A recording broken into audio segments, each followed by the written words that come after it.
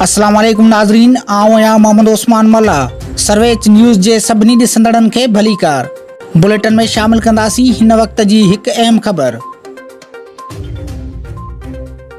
कandhkot भरिसां ڪرمپور بيگاري वटि संगावती तकरार तां ميراڻي برادري जे ॿिनि धुरियुनि में जहिड़ो थी पियो, जंहिंमें लठियूं लॻण सबबि वक़्त अली ميراڻي सख़्त ज़ख़्मी थी पियो, जंहिंखे फौरी तौर कandhkot जे सिविल अस्पताल में मुंतक़िल कयो वियो आहे, जिथे संदसि इलाज हलंदड़ आहे, जॾहिं त आख़िरी इतलाउनि ताईं का बि गिरफ़्तारी अमल में न अची सघी।